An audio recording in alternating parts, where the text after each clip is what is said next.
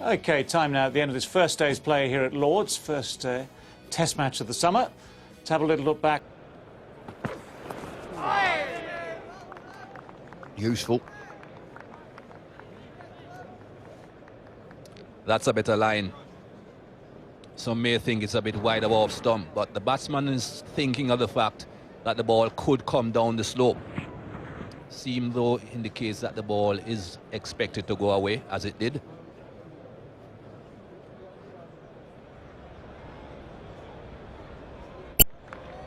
Had to play 3 overs, 4 without loss.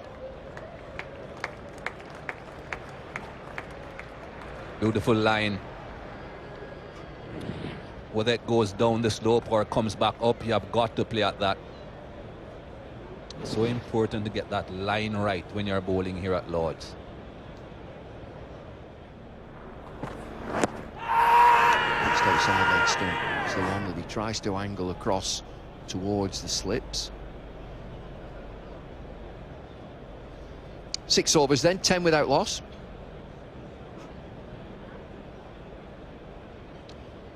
DRS being used in this series. This is not reviewed. Ball pitches outside leg stump.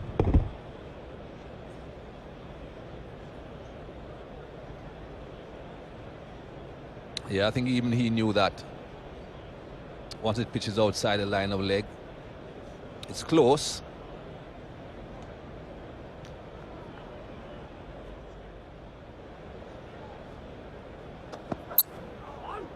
Not sure he's played a shot. Not sure he's played a shot. What does the... Oh, yeah, he's giving it him. Leg buys.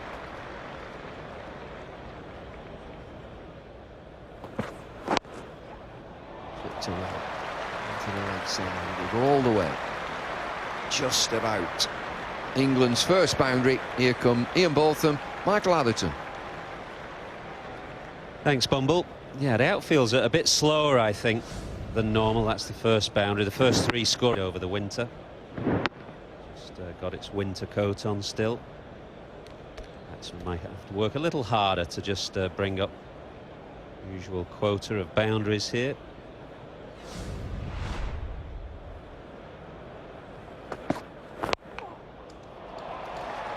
That's a good shot, though. We did see Cook put the ball in the air once in the winter at Dunedin, where he holed out straight to point, but 9 times out of 10, or 99 times out of 100, he will hammer that to the boundary. Same bowler, the instant we're talking about. The game was in Dunedin. But, as you say, it's not a productive area to get Alistair Cook out in. Hammered through the offside. Now the spinner gets an opportunity. There we go. That could be out. It is. Strange shot. And that's what dot balls do to you. Dot ball after dot ball. Suddenly Nick Compton feels he's got to do something. 16 from 62 deliveries. And that 60-second delivery does for him. And he's trying to go over mid-off, I think. Does this turn? Well, it does, yes, it does turn. Tim Southey makes no mistake with the catch, not the easiest. It's the breakthrough. Compton is on his way back for 16. It's 43 for 1. Found the gap. Again, not too aggressive, just a matter of stroking it through the offside.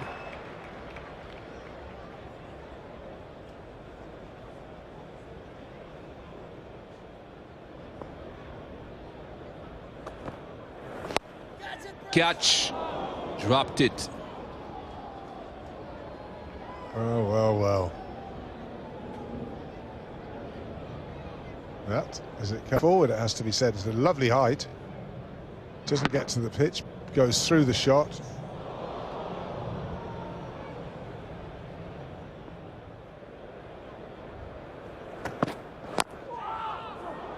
I think that's squeezed between the bat and the ground. Late swing though, full, almost got through.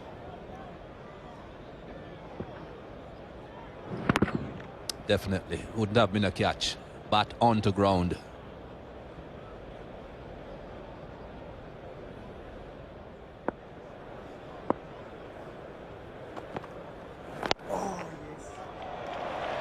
Got it through. Goes all the way. Off the mark with the boundary. And led off, but he'll have forgotten all about that led off. Bowler won't have. The batsman will have. 18 deliveries. Jonathan Trott won't mind that in the slightest. That's only the third boundary in the session off the bat.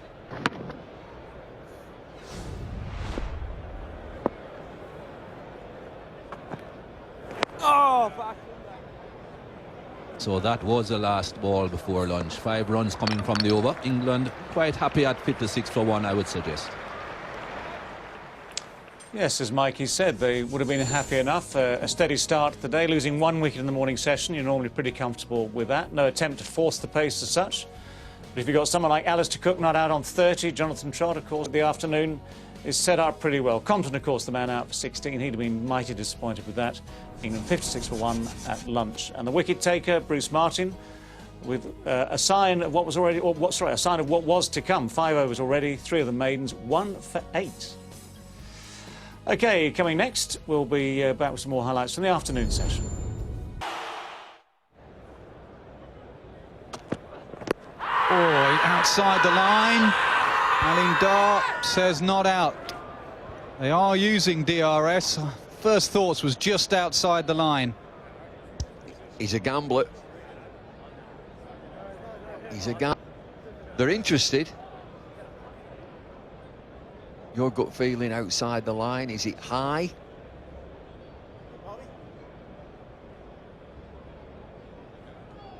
That's okay. Question on height and also line for me. Not sure it came back enough. Oh, it does seem back a lot. Doesn't hit him outside the line, so it's only going to be height. No inside edge. New Zealand are interested. Impact is just outside. Umpire's call, he's not out. It's hitting the top of the stumps. He's lucky here. Impact, umpire's call. So there's doubt there. He survives.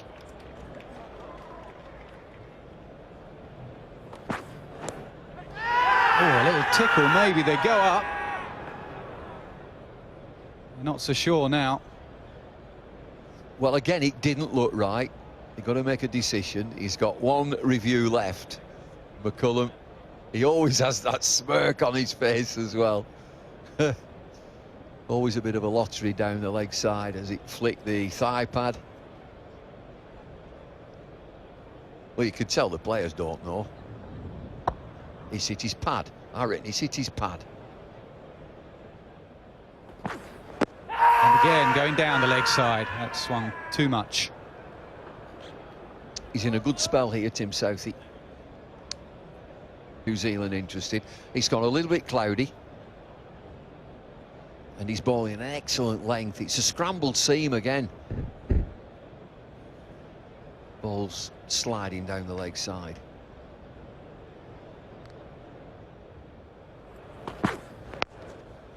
Good from Trott, just lent on it. The outfield's slow and it's slightly uphill, but I think it's got enough on it. Just. Well, it's a trickler. 4th boundary of the day. Runs have been hard to come by. Very attacking field now by McCullum.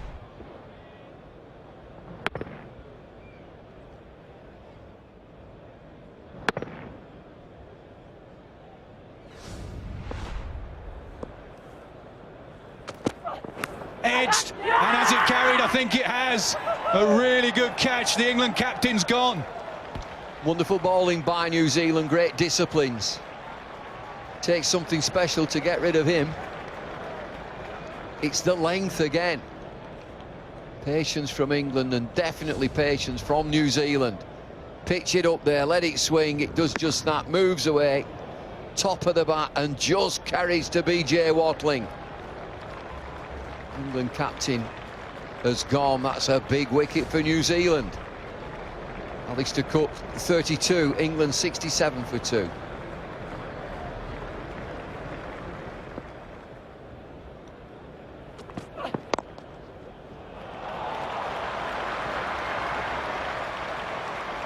boundary.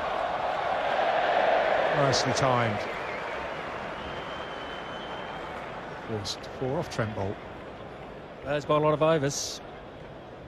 To his 12th over now, so just conceding this is first boundary. And that's a good shot because it was short of a length. It wasn't that bad a ball.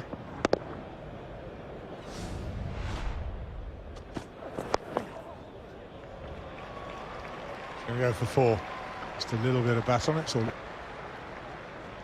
Quite often when Ian Bell comes to the crease, the run rate picks up, and it's in front of 2 runs and over all of a sudden.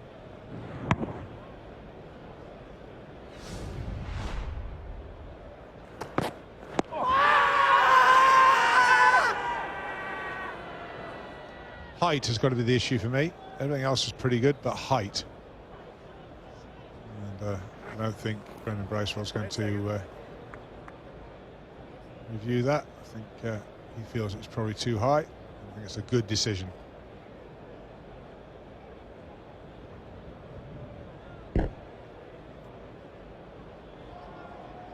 McCullum, I should say, yeah. Height, isn't it?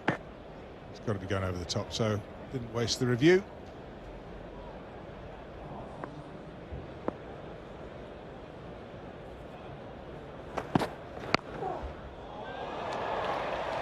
That will go, it's uphill, but it will get there. Well timed. 7 runs coming from that over. It's 9-1 for 2. Every now and again we are seeing a boundary. 7 fours in this innings so far. That's the last one from Jonathan Trott.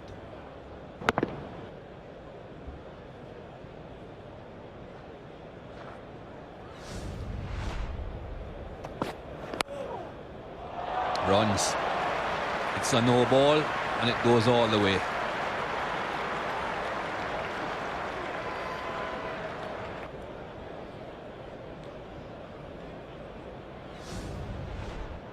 Yeah, just again have a look and see just how late he plays it. It's past the front pad. A little bit too full, yes, but it's a lovely way of playing it. Just let it come to you, watch it all the way, just use the bats, the timing alone.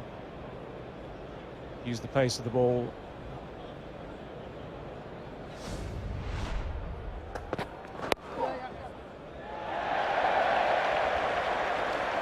England get to 100.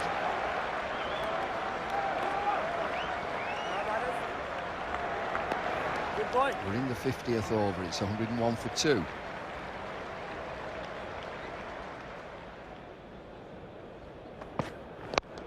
That's a lovely shot. Ian Bell at his best.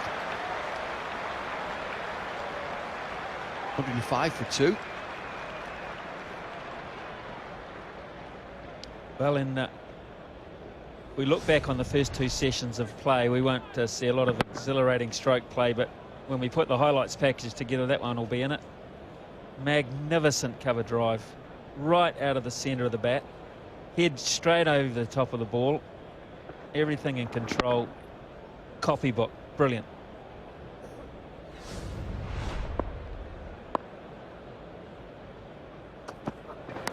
Oh, outside edge and gone. What a beauty that is. Bringing the ball back into the pads, and then this time angled across. It's Doug Brownlie. Actually, this is good bowling. This is a magnificent delivery, folks. Now, this is almost as if it's reverse swing because it's gone across the body. That has gone across the body, and that is a spectacular grab from Brownlie, who's been unemployed all day, Dean Brownlie. Absolutely had nothing to do but just sit and wait, and picks up a screamer and double the value because it's Trott. 39 he goes for, 112 for 3.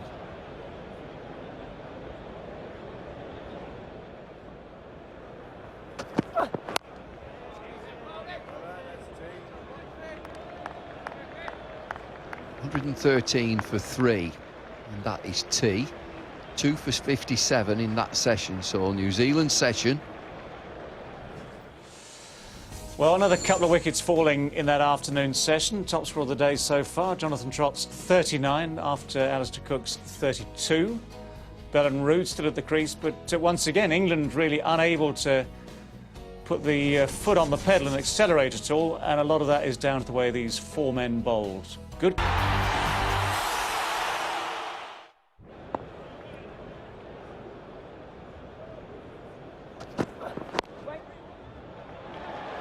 Runs for Joe Root here. It is a slow outfield today. The outfield has been relayed over the winter. It's still a bit woolly. Got its winter coat on, but that was timed well enough and ran down the hill as well. There haven't been many boundaries today. Just 3 in the first session, 7 in the second. When you're in good nick, your balance is good, and watch Root's balance. Just wait, sit underneath him. If you're out of nick, you might just fall over that.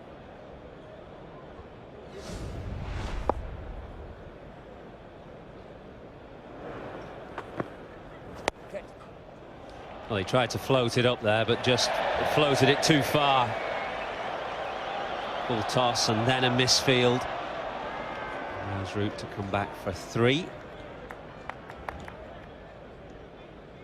128 for 3.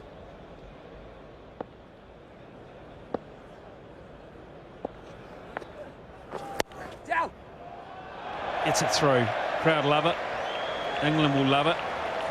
So one thing they haven't been able to do too much today is punish the bad ball to the max. Ian Bell did on that occasion. You have got to take advantage of those deliveries. Short, wide, no turn. Slap that.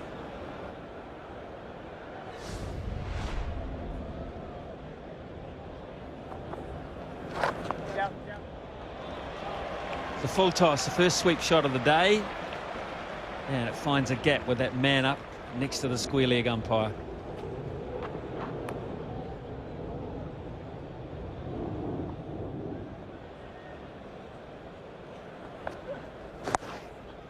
Sweep shot, and a good one at that. That's a good ploy for England to think about. 138 for 3 becomes 142 for 3.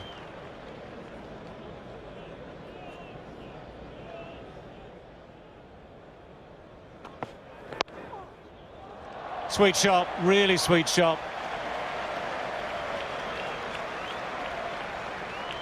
Ian Bell, coolness personified there. 150 is up, 150 for 3.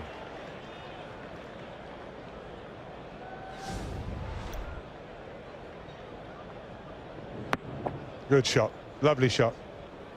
It's almost his trademark, isn't it? The cover drive.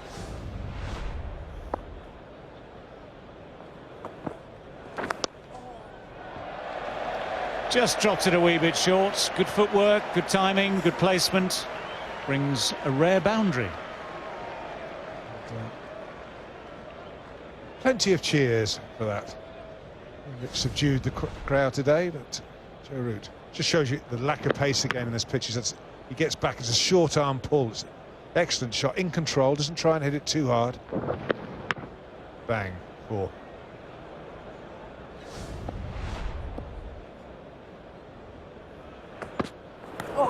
Oh, bowls, beautifully bowled across the right-hander. The change of angle has done it. And it is the tiniest of edges that carries through into the gloves, which means it's the end today for Ian Bell. And what a time to get this wicket. Saying they'd love one before the new ball, New Zealand. Well, they've got it. And it's a big wicket. Ian Bell feeling for this. It's pretty wide. He won't be very happy when he has a look at angle bat. He'll be disappointed with that. Wagner's not, but maybe it's just the change of angle that's done for Ian Bell. Wagner's picked up the big wicket. Ian Bell's got to go. He goes for 31. It's 157 for 4.